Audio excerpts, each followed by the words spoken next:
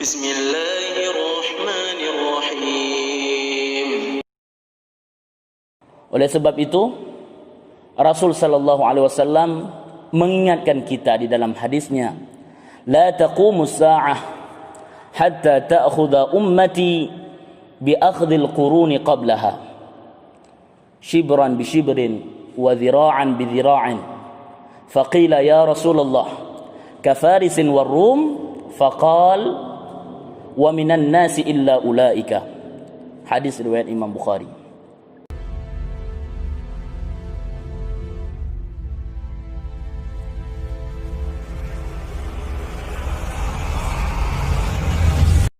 Kajian Sunnah, bersama-sama kita mencerahkan umat.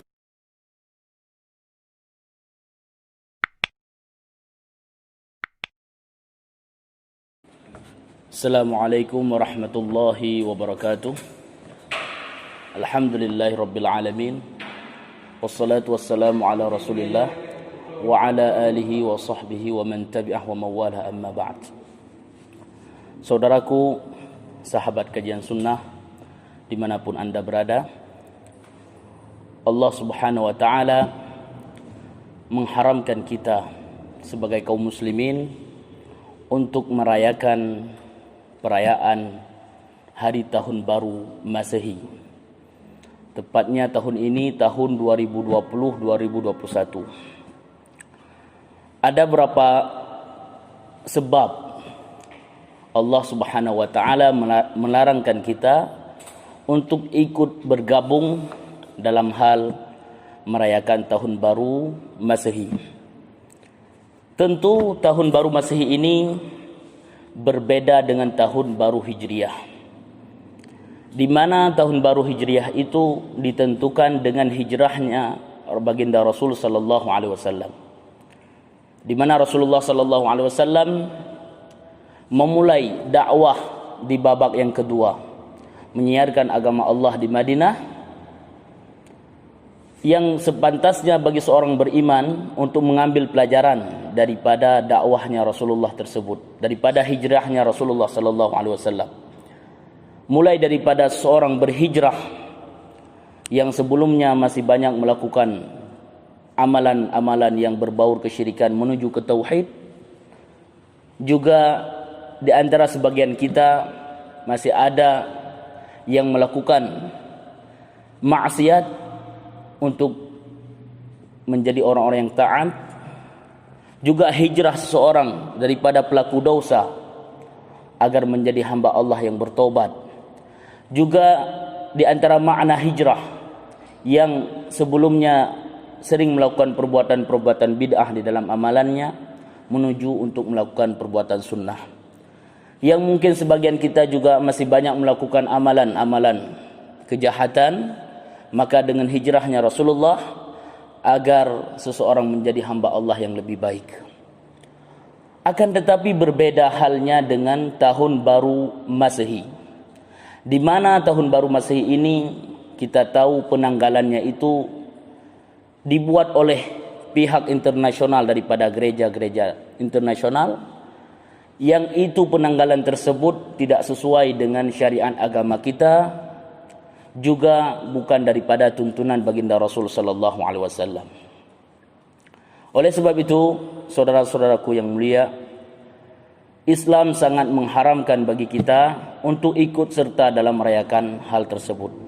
Karena kita lihat di dalam tahun baru Masehi ini identik dengan yang namanya kembang api, merayakan kembang api. Sampai-sampai tidak banyak kita melihat kaum muslimin sampai mengagungkan api tersebut. Padahal ini adalah suatu tradisi yang dulu dilakukan oleh orang-orang Majusi, orang-orang penyembah api. Maka kita sangat dilarang dalam hal ini. Karena kata Rasulullah, man tashabbaha biqaumin fahuwa minhum.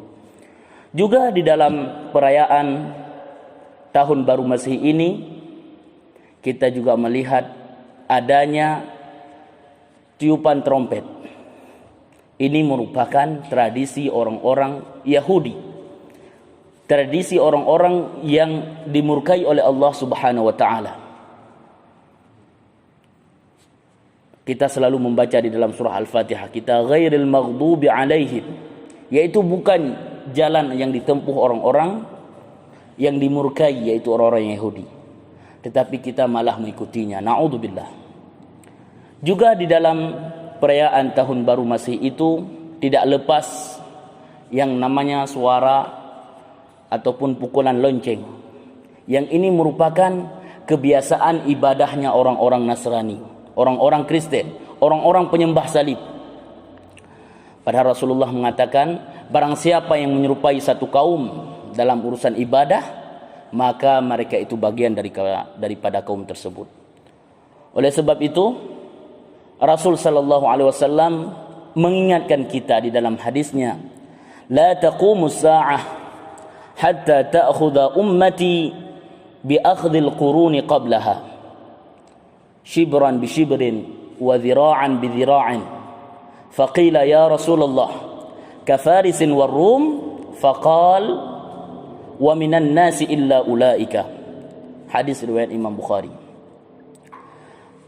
Tidak akan terjadi kiamat sampai-sampai umatku akan mengikuti, akan mengambil tradisi-tradisi, kebiasaan-kebiasaan orang-orang sebelum mereka, sejengkal demi sejengkal, sehasta demi sehasta, sampai para sahabat menanyakan, ya Rasulullah, kafarisin war rum, siapa yang kami ikuti itu? Apakah orang Persia, yaitu para penyembah api, dan juga kaum Romawi? Rasul sallallahu alaihi wasallam menjawab, wa minan nasi illa ulaik. Siapa lagi kalau seandainya bukan mereka? Orang yang melakukan, yang merayakan tahun baru dengan kembang apinya, dengan suara loncengnya, dengan tiupan trompetnya, maka mereka dalam satu malam saja telah melakukan 3 agama yang dimurkai oleh Allah, mengikuti kebiasaan orang-orang yang telah dimurkai oleh Allah Azza wa Jalla. Oleh sebab itu, di antara sifat orang-orang yang dikatakan oleh Allah wa ibadur rahman, orang-orang yang menyembah Allah Azza wa Jalla, para ibadur rahman, yaitu mereka walladzina la yashhaduna az-zur wa idza marru bil lagwi marru kirama. Di antara orang-orang yang hamba Allah Ar-Rahman, yaitu orang-orang yang tidak melakukan persaksian palsu, dan apabila mereka melihat sesuatu yang tidak bermanfaat bagi mereka, baik untuk agamanya ataupun untuk dunianya, marru kirama, mereka akan berlalu dengan menjaga diri mereka, menjaga kehormatannya, tidak ikut serta dalam hal-hal tersebut. Maka kita sebagai kaum muslimin untuk senantiasa menjunjung tinggi perintah Allah, kemudian tuntunan baginda Rasul sallallahu alaihi wasallam, agar tidak ikut merayakan tahun baru Masehi yang ini merupakan kebiasaan orang-orang Kristen, para penyembah salib, yang dimana perbuatan mereka itu termaksud daripada hal yang tidak dibenarkan di dalam syariat agama kita.